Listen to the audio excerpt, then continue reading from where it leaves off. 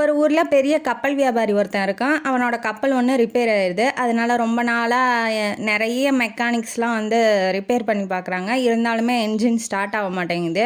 என்னடா பண்ணுறது அப்படின்னு சொல்லிட்டு போகிற வரங்கள்ட்டலாம் ஒரு நல்ல மெக்கானிக்காக இருந்தால் சொல்லுங்கள் அப்படின்னு சொல்லி கேட்டுட்ருக்கான். அப்போ ஒருத்தன் வந்து என்ன சொல்கிறான், எனக்கு தெரிஞ்சவர் எங்கள் வீட்டுக்கு பக்கத்தில் இருக்கார், அவரை வேணால் நான் கூட்டிகிட்டு வரட்டுமா அப்படின்னு சொல்லி, அதாவது அவர் ரொம்ப லோ லெவலில் இருக்கிறவர் அதிகபட்சமாக சம்பளம் வாங்குகிற பெரிய பெரிய மெக்கானிக்ஸ்லாம் கூப்பிட்டு பார்த்துட்டான். யாராலையும் எதையும் ரிப்பேர் பண்ண முடியல. சரி இவரையே ஒரு தடவை கூப்பிட்டு பார்த்துடலாமே அப்படின்னு சொல்லிட்டு நினைக்கிறான் அந்த கப்பல் வியாபாரி. சரி வர சொல்லு, கூட்டிகிட்டு வான்னு சொன்னோன்னா மறுநாள் அந்த ரிப்பேர் பண்ணுறவரை கூட்டிகிட்டு வந்திருக்கான். அவர் பெரியவர், வயசானவர். அவர் பேக்கில் வந்து ரிப்பேர் பண்ணுறதுக்கான ஆயுதங்கள்லாம் நிறையா இருக்குது. அதை பார்த்தோன்னா சரி ரிப்பேர் பண்ணுவாராட்டங்குது, இவர் மெக்கானிக் தான் அப்படின்னு சொல்லி கொஞ்சம் மனசு ஒத்துக்குது அவன் ஒரு ரிப்பேர் பண்ணுறவன் அப்படிங்கிறது.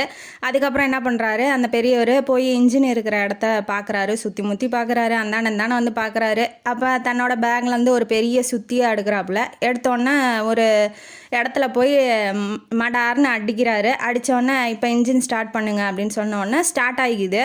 அவனுக்கு ஒரு ஆச்சரியம், எப்பட்றா அப்படிங்கிற மாதிரி. உடனே நாளைக்கு வந்து என்னோட வேலையாள்கிட்ட பில்லு என்னான்னு போட்டு கொடுத்து அனுப்புகிறேன் அப்படின்னு சொல்லிட்டாப்புல.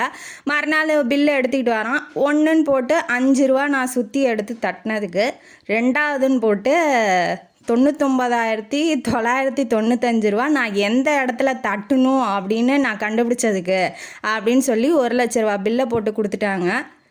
என்னடா சுற்றி எடுத்து தட்டினதுக்கே 1,00,000 ரூபாயா அப்படின்னு சொல்லி நினைக்கிறான். இருந்தாலும் எந்த இடத்துல தட்டுனா அந்த கப்பல் வந்து ஸ்டார்ட் ஆகுங்கிறத பெரியவர் சொன்னார் இல்லையா, அந்த மூளைக்கு தான் அந்த 1,00,000 அப்படிங்கிறத பில்லு மூலயமா அந்த கப்பல் வியாபாரி தெரிஞ்சுக்கிறாரு.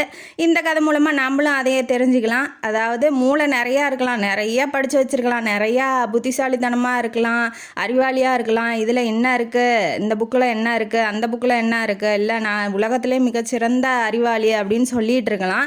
பட் ஆனால் அந்த அறிவையோ அந்த மூளையோ அதற்கான செயல்பாடையோ நீங்கள் வாழ்க்கையில் செலுத்தி முன்னேறும் போது தான் அந்த அறிவுக்கான பலன் கிடைக்கும்.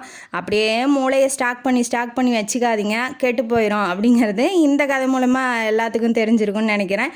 இந்த கதையும் காணொலி உங்களுக்கு பிடிச்சிருந்தா லைக் பண்ணுங்கள், ஷேர் பண்ணுங்கள், சப்ஸ்கிரைப் பண்ணுங்கள், கமெண்ட் பாக்ஸில் கமெண்ட் பண்ணுங்கள். நன்றி மக்களே.